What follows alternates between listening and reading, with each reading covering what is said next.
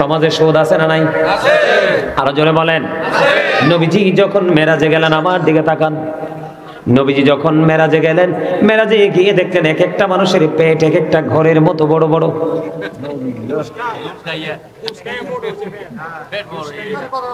এক একটা মানুষের পেট এক একটা ঘরের মতো বড় বড়।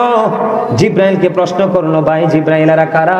এবার জিব্রাইল উত্তর দিয়েছেন, ইয়া রাসূলুল্লাহ, এরা হলো দুনিয়ার সুদখোর। হযরতে সামুর ইবনে জুনদুব রাদিয়াল্লাহু তাআলা আনহু থেকে হাদিস বর্ণিত। আমার দিকে তাকান। আমার নবীজি স্বপ্নে সফরে বের হলেন দুইজন ফেরেশতার সঙ্গে। সফরে তিনি বের হয়ে দেখলেন রক্তের নদীর মধ্যে সাঁতার কেটে কেটে একটা লোক কুলে আসতে চায়, কিন্তু সে কুলে আসতে চায় কিন্তু কুলে আসতে পারে না। নবীজি বললেন, সে যখন পারে আসতে চায় তাকে পাথর মারা হয়, এই দিক দিয়ে আসতে চাইলে পাথর মারা হয়, ওই দিক দিয়ে আসতে চাইলে পাথর মারা হয়, এমনি করে করে তাকে পাথর মারা হলো। নবীজি তার সঙ্গে ফেরেশতাদেরকে প্রশ্ন করলো, ও ফেরেশতারা বলো না, এই রক্তের নদীর মধ্যে সাঁতার কাটে লোকটাকে? নবীজি আবার জানিয়ে দিলেন, এই লোকটাকে নবীজিকে আবার জানিয়ে দেওয়া হলো, এই লোকটা হলো দুনিয়ার সুদখোর। আপনার সমাজে সুদখোর আসেনি? এটার লগে ওঠা বসা চলা ফেরা বিয়া শাদী কাজ কর্ম লেনদেন সব বয়কট করতে হবে। নবীজির হাদিস, আমার দিকে তাকান, যে সুদ খায়, যে সুদ দেয়, যে সুদের স্টাম্প লেখে, যে সুদের সাক্ষী থাকে, সে যে সুদের টাকা নিয়োজিত কালেক্ট করার জন্য নিয়োজিত থাকে এবং সুদখোরের বিচার বসাইয়া সাপোর্ট দিয়ে সুদখোর থেকে বন্ধু কি করে, সুদখোর থেকে টাকা নিয়ে সে সুদখোরের টাকা আদায় করার জন্য নিয়োজিত কর্মচারী হিসাবে নিজেকে নিয়োজিত রাখে। সবাইকে সমান অপরাধী বলে আখ্যায়িত করা হয়েছে। আল্লাহর হাবিব বলেছেন,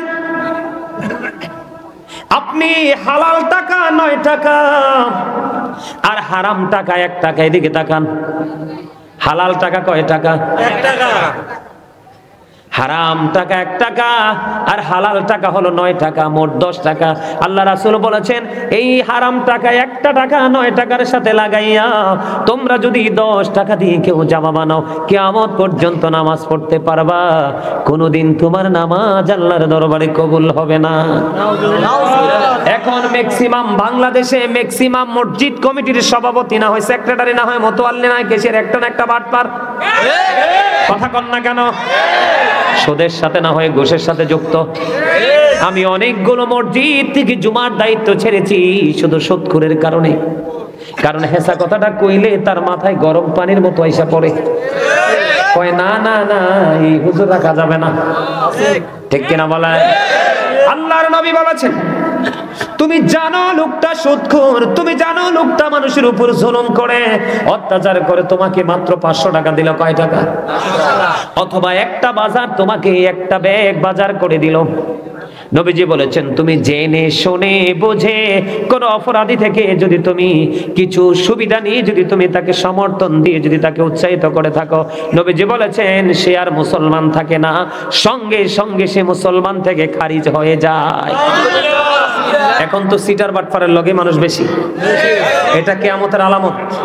নবীজি বলেছেন কিয়ামত যখন নিকটে আসবে, নবীজি বলেছেন কিয়ামত যখন নিকটে আসবে সত্যবাদীদের মর্যাদা কমে যাবে, সত্য কথা শোনার মানুষ থাকবে না, মিথ্যাবাদীকে মানুষ সম্মান করবে, মর্যাদা করবে। আমাদের সমাজে সুদখোর আছে না নাই? সুদের লেনদেন আছে না নাই? তো এগুলো কি করা যাবে? যাবে করা? এদিকে তাকান, আপনাদের সমাজে দুর্ব্যবহার আছে না নাই? আছে না নাই? এসা করে এখন আছে। বলবো দুর্ব্যবহার নিয়ে একটু ওয়াজ করবো। আপনাদের এলাকাতে একজন আরেকজনকে বিপদে ফেলানোর জন্য রাস্তায় বেড়া দেনি, একজনের সামনে দিয়ে আরেকজনের ঘর উঠায়নি, উঠায়। এই ব্যবহার নিয়ে একটু ওয়াজ করা দরকার। আমার দিকে তাকান, বুখারী শরীফের হাদিস। আপনার আমার প্রাণের নবী কি বলেছে? এক ব্যক্তির দিকে ইশারা করে বললেন, ইয়া রাসূলুল্লাহ, ওই লোকটা অনেক বেশি নামাজ পড়ে, অনেক বেশি দান সাদকা করে, কিন্তু নবী গো তার ব্যবহার ভালো না। নবীজি বলেছেন সে জাহান্নামী। বিষয়টা খেয়াল করছেন? আমাদের মধ্যে অনেক নামাজি আছে না, নামাজ পড়ে সাইরে, এখন তোমার সব অধিকার দ্বিতীয় বিবিকে দিয়ে দিলে, বড় বউকে তুমি বঞ্চিত করে দিলে। নবীজি বলেছে স্বামী হয়েছো, যোগ্য স্বামী হতে পারোনি, কাল হাসরের ময়দানে তোমাকে অর্ধাংশ কুজু করে উঠানো হবে। জোরে জোরে কন্যা নাউজুবিল্লাহ। আপনারা মনে রাখবেন, আল্লাহর হক যদি নষ্ট হয় আল্লাহ চাইলে আপনাকে ক্ষমা করে দিতে পারে, কিন্তু বান্দার হক নষ্ট করলে সে ক্ষমা না করা পর্যন্ত আপনার উপায়, ঠিক কিনা বলেন? এখন দাম্পত্য জীবন সুখের করা লাগবে কি লাগবে না? এখন করতে হলে কি করতে হবে? ইসলামের আইন মানতে হবে। বন্ধুরে, আবার আমি একটু বিবিদের কাছে যাব, স্ত্রীদের কাছে যাব, কারণ এখন আমাদের সমাজে একটা জিনিসের প্রচলন বেশি বেড়েছে। কি? সেটা হলো জামাইয়ের পকেটের টাকা নিয়ে বাবার বাড়ি পাঠায়। আছে না নাই? সুযোগ পাইলে আবার ঘুরাইয়া স্বামীকে দেয়। স্বামী যদি সময় মতো দিতে না পারে, স্বামীকে অনেক অপমান অপদস্থ করে। আছে না নাই? আমাদের বাংলাদেশে, আমাদের অনেক জায়গায় আমি দেখেছি, আমার গ্রামের মধ্যেও আছে। আপনারা ইমাম সাহেবের দিয়ে মনটা খারাপ জিগানছে কি হয়েছে? কায়দা শৃঙ্খলতার মধ্যে আছে, ওই ছেলের হাতে মেয়েটা তুলে দেন, মেয়েটা চিরসুখী হবে। এখন তো আমরা চামড়ার সৌন্দর্য খুঁজি, এই চামড়ার সৌন্দর্য বেশি দিন টেকে না। মনে রাখবেন, ধন একদিন ফুরিয়ে যায়, চামড়ার সৌন্দর্য, স্কিনের সৌন্দর্য একদিন ফুরিয়ে যায়, কিন্তু ধর্ম, ধনের ধন, দিনের শিক্ষা কখনোই বন্ধু এটা ফুরায় না। যত যায় শুধু এটা ব্রাইটনেস হতে থাকে। সমস্যাটা আমি তুলে ধরে নাইলে তো বুঝবেন না। মেয়ে বলে হুজুর মেয়ে, নবীজি বলে দিয়েছেন, ও বন্ধু, বেয়াদব সুন্দরীর চাইতে কান কাটা বাঁধি দাসী আল্লাহওয়ালা অনেক বেটার।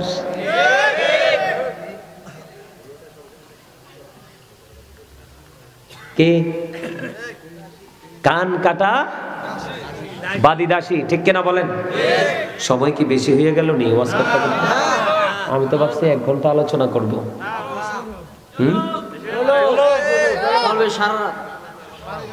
আমনে কোন সারা রাত ওই ইন্দা কোনা দিয়ে কইতেছে, হুজুর রে কোন অ্যাডভাইস দিতেছে মনে।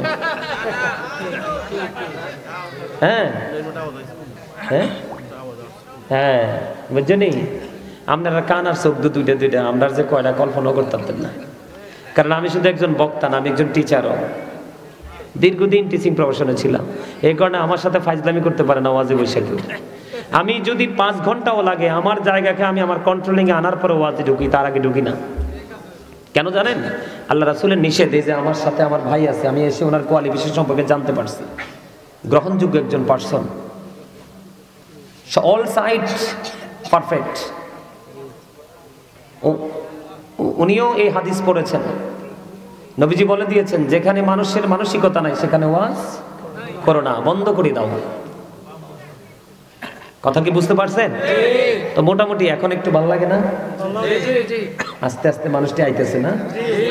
আলহামদুলিল্লাহ, আলহামদুলিল্লাহ। এই তোমরা কি পিছনে যারা বইছো বিরিয়ানির জন্য আইছো না ওয়াজ শুনতে আইছো? হ্যাঁ, ওয়াজ ওয়াজ। মাশাআল্লাহ, দাত্রী আপনার শেষ কোন অনেক সুন্দর, দাত্রী এখনো দেখা যায়। এই মিয়া একটু হাসার জন্য বলছি, অনেকে দেখছি গোমরা পুকে হুতুম পেছার মতো বসে রয়েছেন। বলে হুজুর এইভাবে কথাটা বললেন কেন? নবীজির হাদিস, নবীজি বলছে যেই মানুষ গোমরা মুখে থাকে ওই মানুষ নাকি হার্ট অ্যাটাক করে মারা যায়। আর যেই মানুষ সবসময় হাসি খুশি ফ্রি থাকে, নবীজি বলেছেন তার জীবনটা একটু সুন্দর এবং স্বাভাবিক থাকে। নবীজি সুখী থাকার জন্য, সুন্দর থাকার জন্য, অনেক সুস্থ থাকার জন্য অনেকগুলো অপশন দিয়েছেন। এর মধ্যে একটা অপশন হলো হাসি খুশি। সুবহানাল্লাহ বলেন না? আর যারা বলেন সুবহানাল্লাহ। এবার আসেন, আমি আমার ওয়াজ গুছাই ফেলতেছি। মেয়েদের দিকে তাকাবেন বন্ধু, অনেক বেশি সুন্দরী, অনেক বেশি ধনীর বেটি কিন্তু আল্লাহওয়ালা না। আপনি অনেক ধনী হোক, অনেক সুন্দরী হোক, যদি আল্লাহওয়ালা না হয় আপনি এটাকে বউ করে ঘরে আনিয়েন না। যদি বউ করে ঘরে আনেন তাহলে এটা এনেই বন্ধু, ওই তেঁতুল গাছ লাগাইলে যেমনি তেঁতুল ধরে, এইটা আসলে আপনার ঘরে তেঁতুলের মতোই বাচ্চা আসবে, এটা কথা শুনবে না। কথা কন না কেন? এটা আপনাকে আমাকে বুঝে নিতে হবে।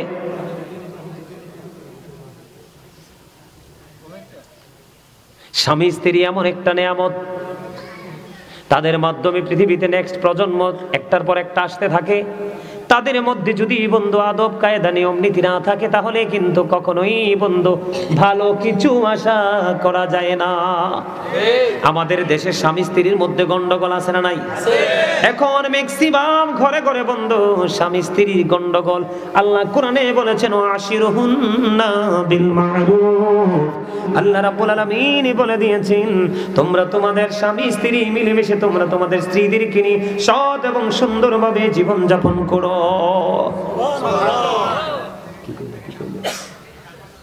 কিছু মানুষ নাকি দেখে নেশা করে, মানে মাহফিলে না এসে নেশা করে, এগুলো সম্পর্কে একটু আচ্ছা বলবো। এটা আসবে তো, এটা যখন ওই ডুববো যেহেতু এটার মধ্যে আসবে। আল্লাহ কি কইছে? তোমরা তোমাদের বিবিদেরকে নিয়ে কি করো? সৎ ব্যবহারের মাধ্যমে জীবন যাপন করো।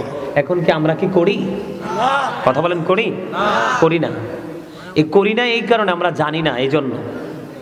আমার দিকে তাকানো বন্ধু, আগে আমি পুরুষদেরকে নিয়ে আলোচনা করি। আমাদের পুরুষদেরও বন্ধু দোষের শেষ নাই, আছে না নাই? পুরুষের দোষের শেষ নাই। বলে হুজুর কেমন দোষ?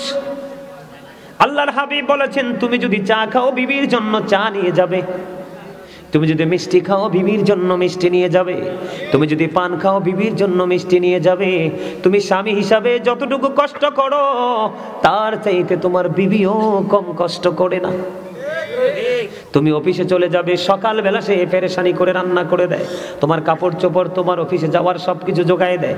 এমনি করে করে যে যেই জায়গায় যায় তাকে রেডি করে দেয়, দেয় কি দেয় না? এই জন্য নবীজি বলেছেন, তোমার উপর, তোমার বিবির উপর, তোমার উপর, দুজনের উপর দুজনের অধিকার রয়েছে। তোমরা কি করো? একজন তুমি যেটা করবে, তোমার জন্য কোনো কাপড় কিনলে বিবির জন্য কাপড় কিনো। তোমরা মনে রাখবে, আল্লাহর হাবিব বলে দিয়েছেন, নারীদেরকে বাঁকা হাড্ডি দিয়ে তৈরি করা হয়েছে। কি দিয়ে? পাঁজরের বাঁকা হাড্ডি দিয়ে নারীদেরকে তৈরি করা হয়েছে। নারীদের চিন্তা বাঁকা বাঁকা। আল্লাহর হাবিব বলে দিয়েছেন, বউ যদি 100টা ভুল করে, কয়টা? আল্লাহর হাবিব বলেছেন, বিবি যদি 100টা ভুল করে, তুমি 99টা ক্ষমা করে দিও, আর একটা ভুলের জন্য তাকে শাসন করিও। কারণ একেবারে ফেলে যদি রাখো তাহলেও হবে না, আবার যদি বেশি বেশি দোষ ধরতে থাকো তাহলেও সংসার টিকবে না, ভেঙে ফেলতে হবে। এটা হলো পুরুষের দায়িত্ব। কে বলেছে? আল্লাহ রাসূল বলেছেন। কথা কয়টা? 100টা অন্যায় করলে 99টা মাফ করে দিবেন, একটার জন্য তাকে শাসন করবেন। শাসন করতে গিয়ে তার মা বাবা উঠাইয়া গালি দিয়েন না, তার মুখের উপর মারবেন না। আল্লাহর হাবিব নিষেধ করেছে, বিবির মুখের উপর টাচ করে মেরো না। এখন আপনি মনে মনে ভাবলেন, হুজুর আমি আমার বিবিকে সর্বোচ্চটা দিয়ে ভালোবাসি, কিন্তু সে তো আমার মাকে ভালোবাসে না, বা মায়ের সাথে কোনো ধরনের মিলমিশ হয় না, মাকে আপন করে নেয় না। সেই ক্ষেত্রে নবীজি বলেছেন, তুমি চেষ্টা করো তাকে ভালো করার জন্য। যদি সে ভালো না হয়, তাকে সসম্মানে কি করে দাও? তালাক দিয়ে দাও। কি দিয়ে দাও? তারপর মারামারি করা যাবে না, ঝগড়া করা যাবে না, কলহ সৃষ্টি করা যাবে না। কিন্তু বন্ধু, বিবি এবং মায়ের মধ্যে যদি দ্বন্দ্ব চলে, মাকে কিছু বলা যাবে না। কারণ আল্লাহ বলেছেন, আমার আগে যিনি আলোচনা করেছেন তিনি ওই আয়াতটা তেলাওয়াত করেছেন, ওয়াবিল ওয়ালিদাইনি ইহসানা। কথা কি বুঝতে পারছেন আমার বন্ধুরে? আমাদের মধ্যে সমস্যার শেষ নাই। আমাদের যারা ম্যাক্সিমাম পুরুষরা কিন্তু বিবিকে মোহরানা দেয় না। অনেক ম্যাক্সিমাম পুরুষ তার বিবিকে মোহরানা দেয় না। আল্লাহর হাবিব বলে দিয়েছেন, কোন স্বামী যদি ক্ষমতা থাকার পরে, এবিলিটি থাকার পরে তার বিবিকে যদি মোহরানা না দিয়ে মারা যায়, আপনার আমার প্রাণের নবী জানিয়ে দিয়েছেন, ওই স্বামী ইন্তেকাল করার পরে তাকে কাল হাসরের দিন জিনাকারীদের অন্তর্ভুক্ত করিয়ে উঠানো হবে। আর জোরে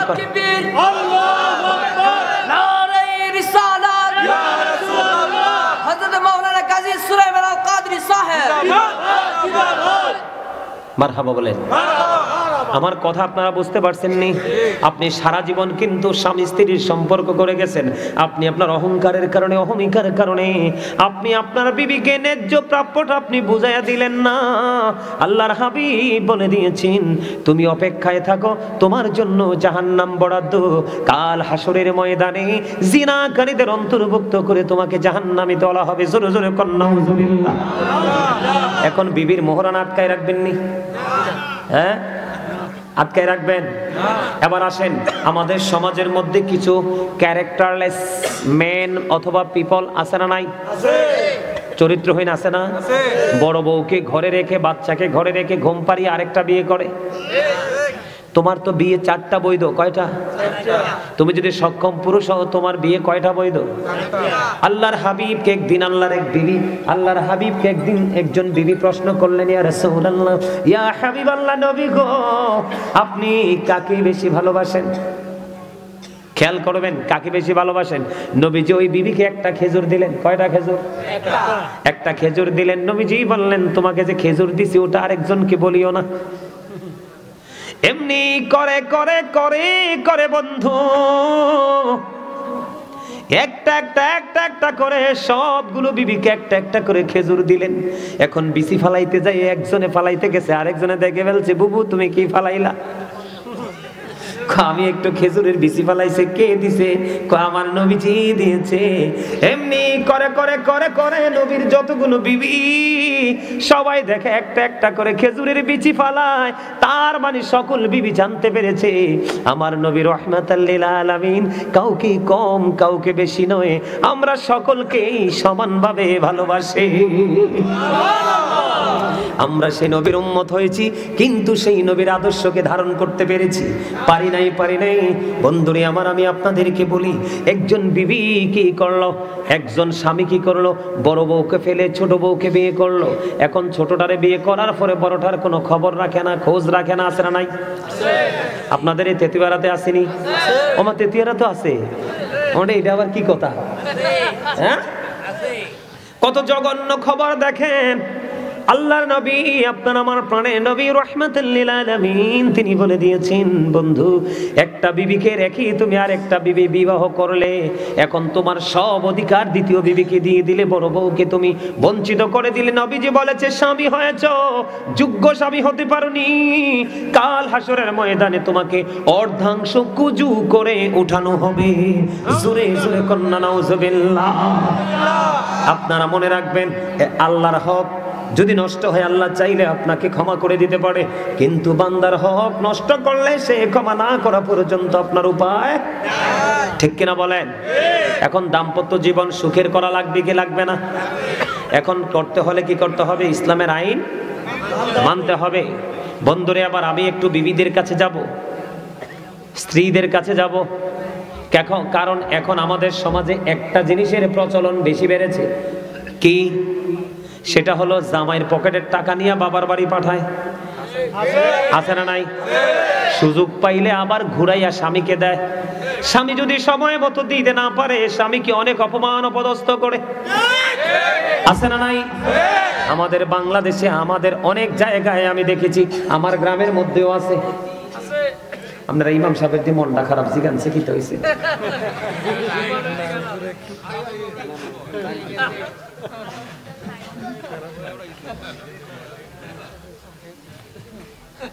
আসেনি কন্যা, আমারে আসেনি কন্যা, পকেটের টাকা চুরি করে না? স্বামীর পকেট থেকে যদি কোনো বিবি টাকা নেয়, এটাকে চোর বলা যাবে না, এটা প্রেম। কথা কয় না? আছে না নাই? কিন্তু দোষটা হলো স্বামীর পকেট থেকে টাকা নিয়ে বাবার বাড়ি রাখা, তারপরে স্বামী বিপদে পড়লে বাবার বাড়ির বলে স্বামীকে দিয়ে আবার অপমান করা। মদিনাতুল মুনাওয়ারায় ছোট্ট একটা ঘটনা বন্ধু শোনেন।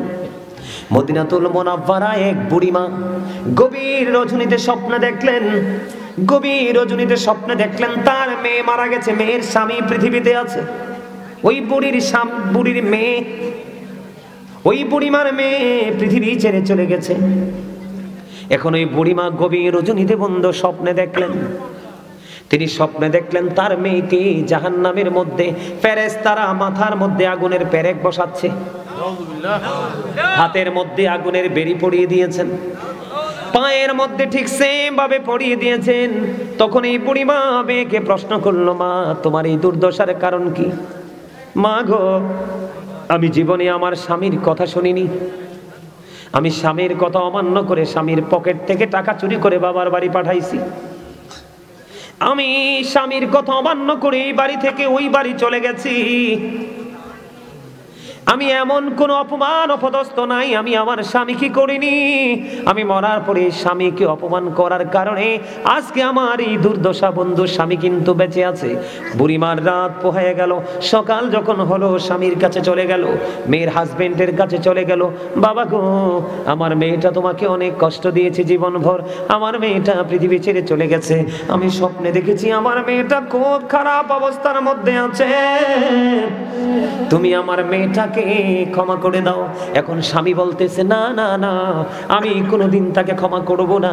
তার কারণ হলো, এই কারণে আমি তাকে ক্ষমা করব না, কারণ সে সারাটা জীবন আমাকে অস্থির করে রেখেছে, কোনোদিন সে আমাকে মূল্যায়ন করেনি।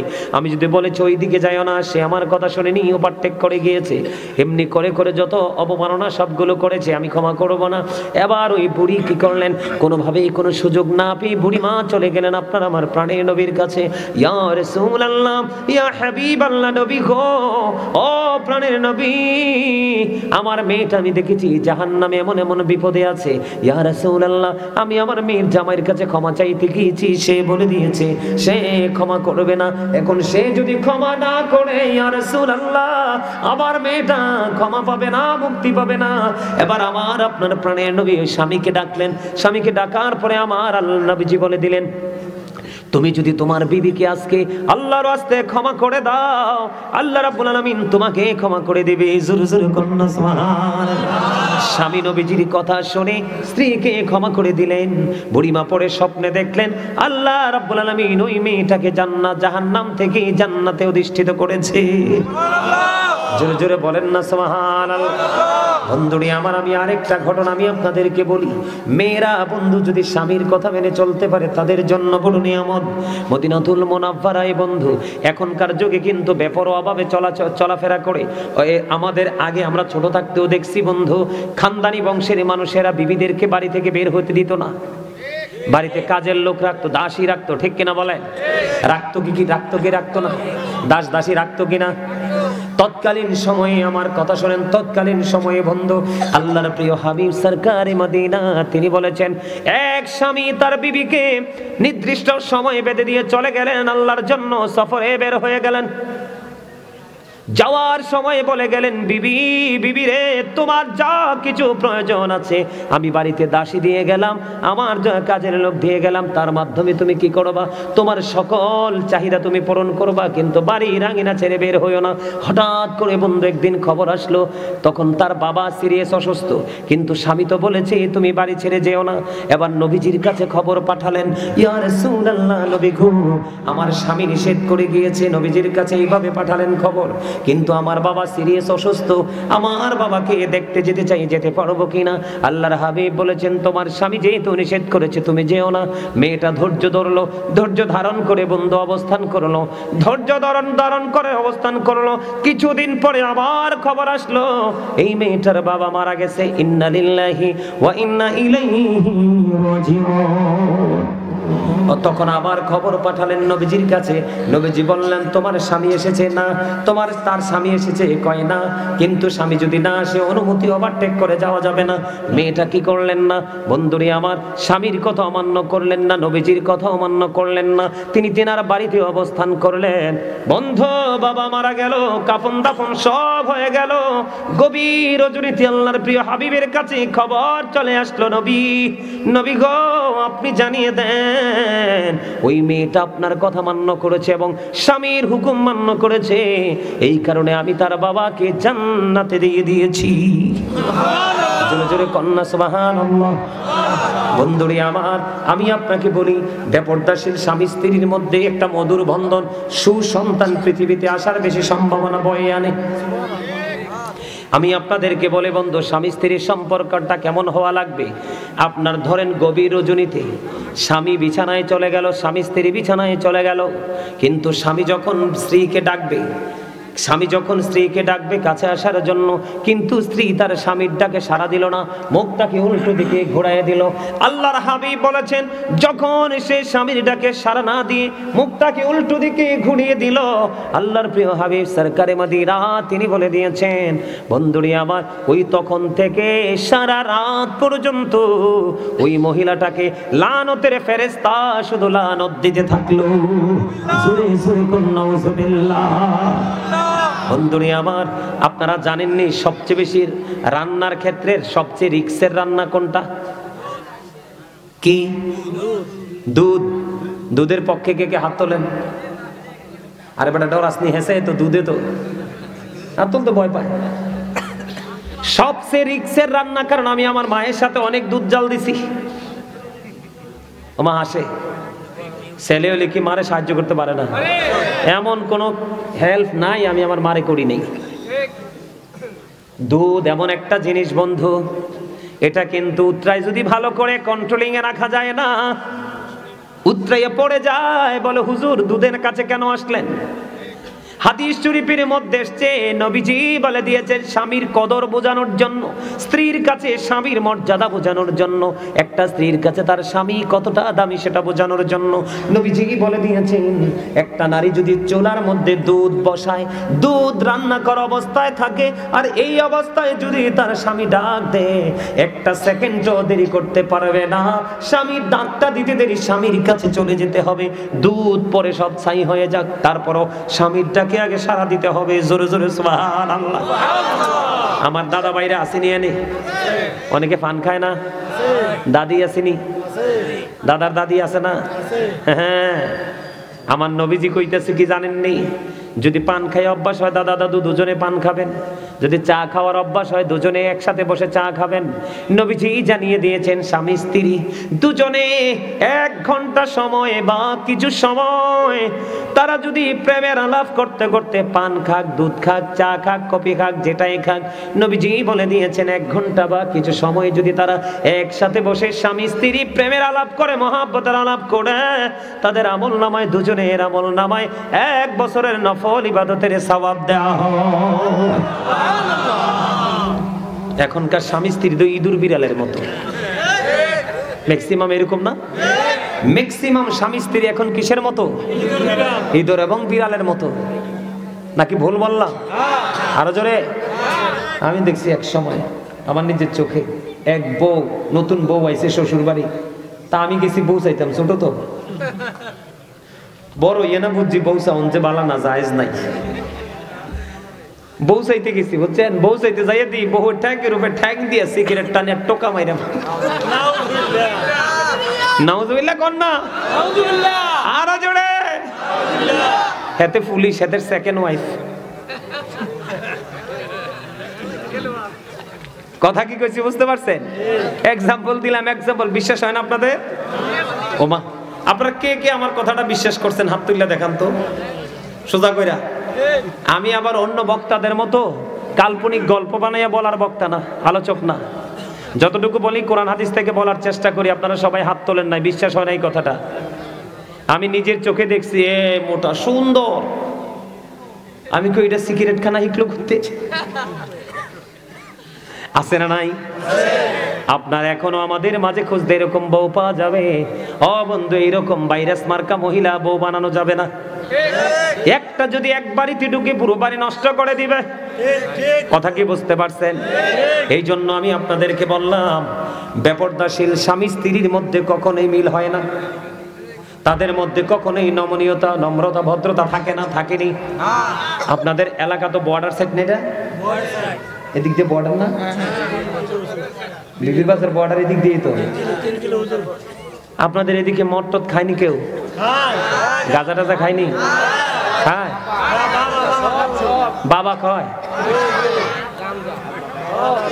নেশা করে? নেশা করে? নেশা নিয়ে একটু ওয়াজের দরকার আছে না? কথা কয় না? আপনারা পক্ষে না বিপক্ষে নেশা? বলবো শোনেন, আমি গন্ধম গাছটার উৎপত্তি স্থল, গন্ধম গাছটা কোত্থেকে তৈরি হয়েছে এটাই একটু বলি। এটা বললেই আপনি মদ, গাঁজা, শয়তানের কৌশল এগুলো একটু কতটা ঘৃণ্য জিনিস বুঝতে পারবেন। সম্মানিত উপস্থিতি, যখন আদম ও সফিউল্লাহকে সৃষ্টি করা হয়েছিল, বানাইছিল আল্লাহ, এক একজন এক এক রকম মত দিছে, এক একটা রিওয়ায়াতে এক এক রকমের বর্ণনা আসছে। কেউ বলেছে 40 দিন, কেউ বলেছে 40 বছর, কেউ বলে 40,000 বছর পরে আদমের দেহে রূহ দেওয়া হয়েছে। কি দেওয়া হয়েছে?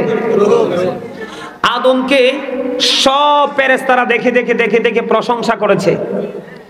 যাকে আল্লাহ রাব্বুল আলামিন বানাইছেন মুআল্লিমুল মালাইকা, যাকে ফেরেশতাদের লিডার বানাইছে। কি বানাইছে? লিডার বানাইছে। তাকে আল্লাহর আরশের পাশে স্থান দিয়েছে। যখন সে জানতে পারলো আল্লাহ রাব্বুল আলামিন আদমকে বানাবে, তখন সে ফেরেশতাদেরকে প্রশ্ন করেছিল, আল্লাহ নাকি আদম বানাবে, আদম বানালে তোমরা কি আমাকে ভালোবাসবে নাকি নতুনটাকে?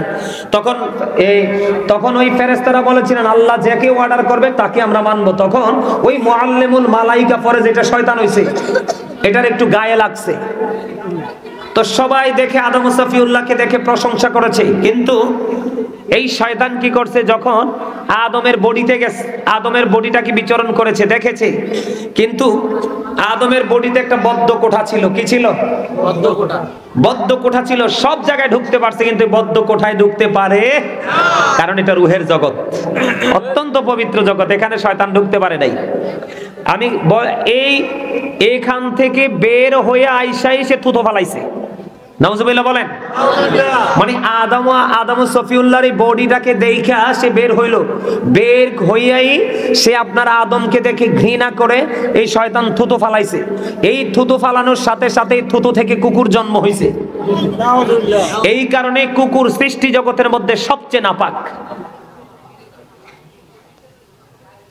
এই যে শয়তান আদমের বডিতে ঢুইকা যে বিচরণ করছে, যে ময়লা, এই বিচরণের ময়লাগুলো ভিতর থেকে বের করে যেই জায়গার মধ্যে পুঁতে রেখেছিল, ময়লাগুলো থেকে, স্তূপ থেকে কয়দিন পর একটা গাছ উঠছে, এটাই গন্ধম।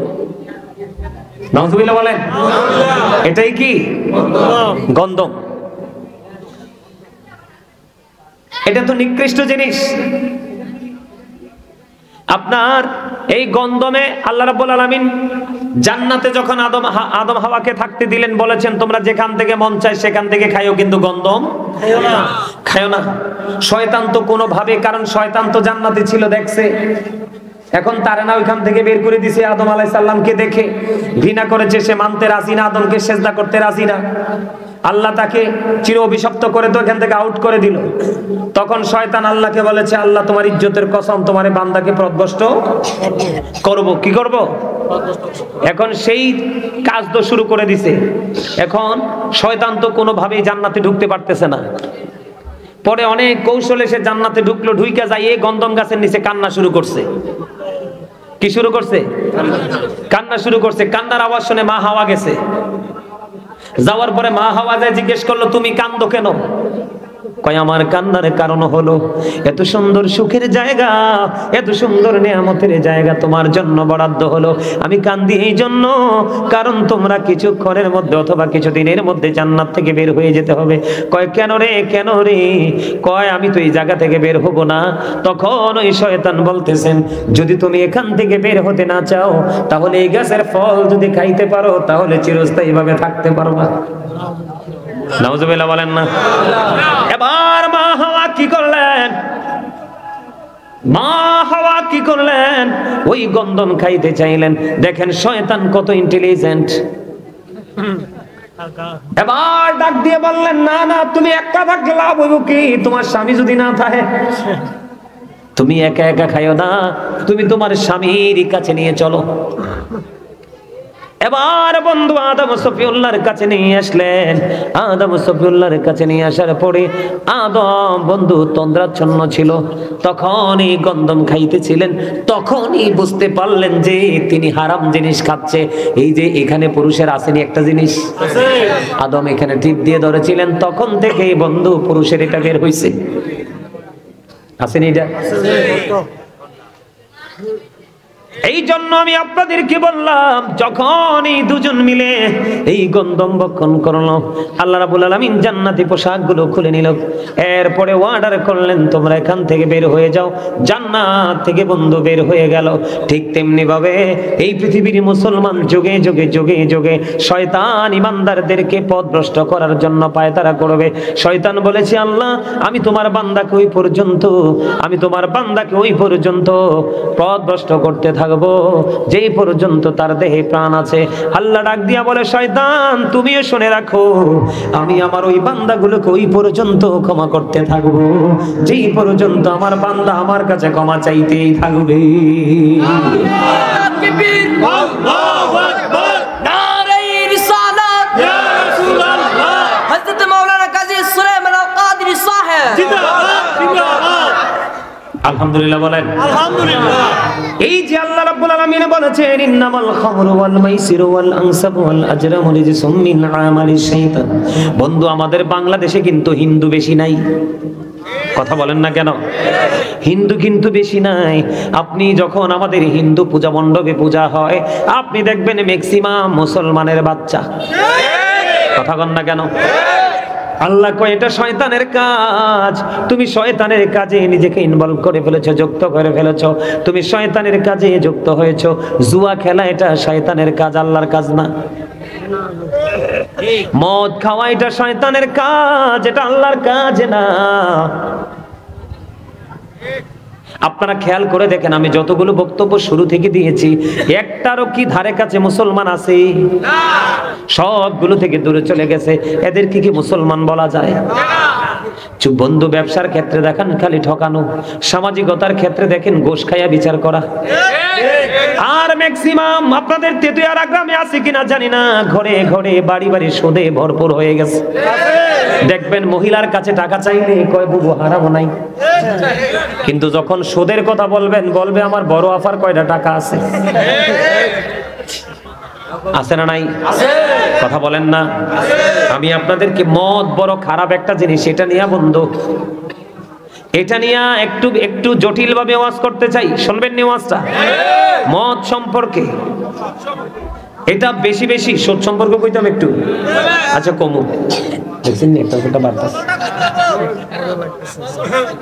আচ্ছা আমি গজল গাইবো, আমি কথা দিলাম গজল গাইবো, আপনারা শুনতে পারবেন। ওয়াজটা শোনেন, এটা শোনা বেশি জরুরি।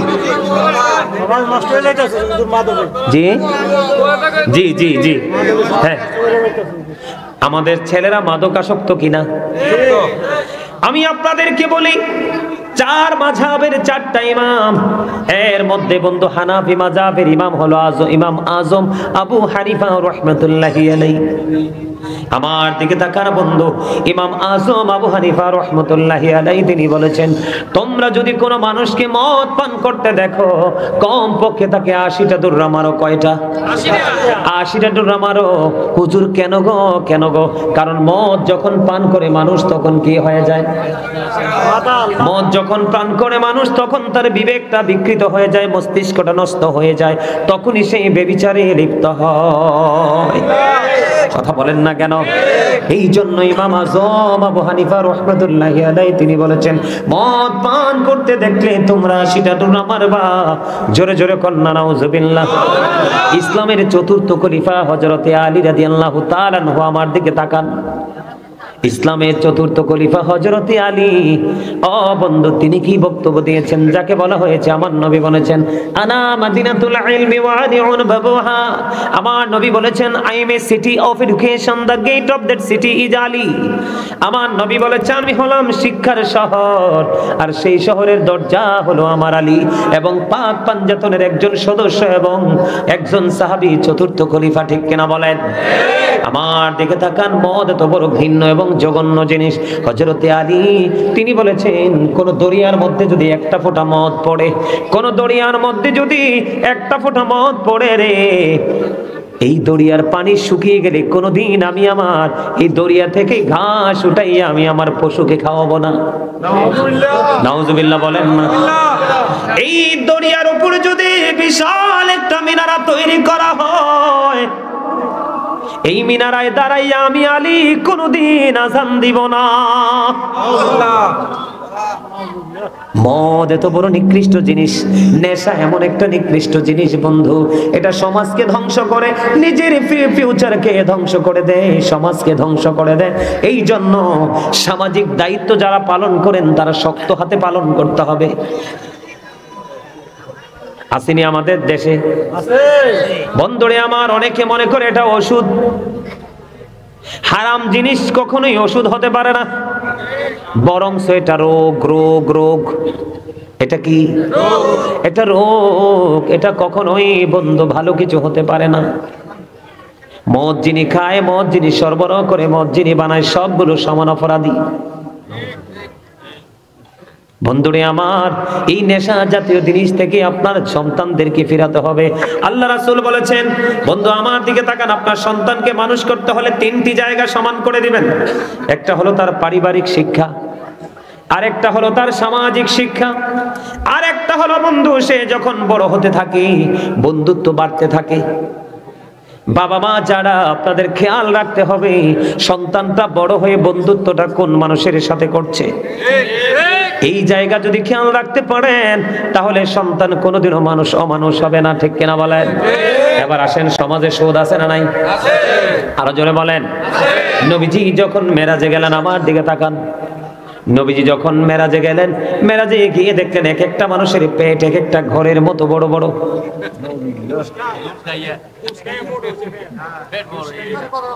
এক একটা মানুষের পেট এক একটা ঘরের মতো বড় বড়। জিব্রাইলকে প্রশ্ন করলো, ভাই জিব্রাইল এরা কারা? এবার জিব্রাইল উত্তর দিয়েছেন, ইয়া রাসূলুল্লাহ, এরা হলো দুনিয়ার সুদখোর। হযরতে সামুর ইবনে জুনদুব রাদিয়াল্লাহু তাআলা আনহু থেকে হাদিস বর্ণিত। আমার দিকে তাকান, আমার নবীজি স্বপ্নে সফরে বের হলেন দুইজন ফেরেশতার সঙ্গে। সফরে তিনি বের হয়ে দেখলেন রক্তের নদীর মধ্যে সাঁতার কেটে কেটে একটা লোক কুলে আসতে চায়, কিন্তু সে কুলে আসতে চায় কিন্তু কুলে আসতে পারে না। নবীজি বললেন, সে যখন পারে আসতে চায় তাকে পাথর মারা হয়, এই দিক দিয়ে আসতে চাইলে পাথর মারা হয়, ওই দিক দিয়ে আসতে চাইলে পাথর মারা হয়, এমনি করে করে তাকে পাথর মারা হলো। নবীজি তার সঙ্গে ফেরেশতাদেরকে প্রশ্ন করলো, ও ফেরেশতারা বলো না, এই রক্তের নদীর মধ্যে সাঁতার কাটে লোকটাকে? নবীজি আবার জানিয়ে দিলেন, এই লোকটাকে নবীজিকে আবার জানিয়ে দেওয়া হলো, এই লোকটা হলো দুনিয়ার সুদখোর। আপনার সমাজে সুদখোর আসেনি? এটার লগে ওঠা বসা চলা ফেরা বিয়া শাদী কাজ কর্ম লেনদেন সব বয়কট করতে হবে।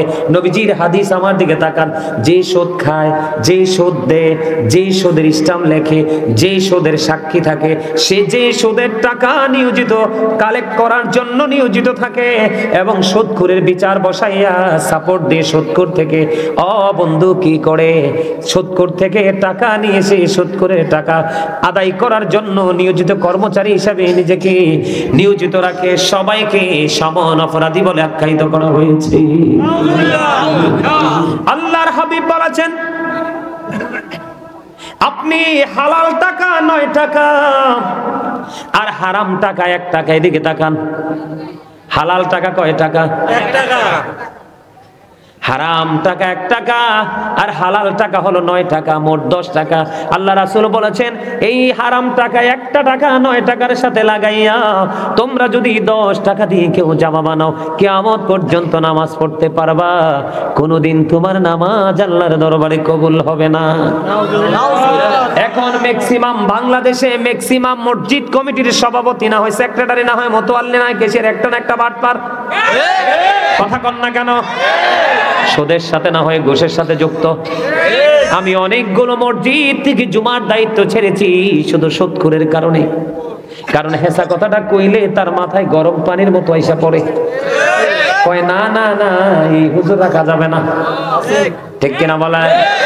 আল্লাহর নবী বলেছেন, তুমি জানো লোকটা সুদখোর, তুমি জানো লোকটা মানুষের উপর জুলুম করে অত্যাচার করে, তোমাকে মাত্র 500 টাকা দিল, কয় টাকা? অথবা একটা বাজার তোমাকে একটা ব্যাগ বাজার করে দিল। নবীজি বলেছেন, তুমি জেনে শুনে বুঝে কোন অপরাধী থেকে যদি তুমি কিছু সুবিধা নিয়ে যদি তুমি তাকে সমর্থন দিয়ে যদি তাকে উৎসাহিত করে থাকো, নবীজি বলেছেন সে আর মুসলমান থাকে না, সঙ্গে সঙ্গে সে মুসলমান থেকে খারিজ হয়ে যায়। এখন তো সিটার বাটপারের লগে মানুষ বেশি। এটা কিয়ামতের আলামত।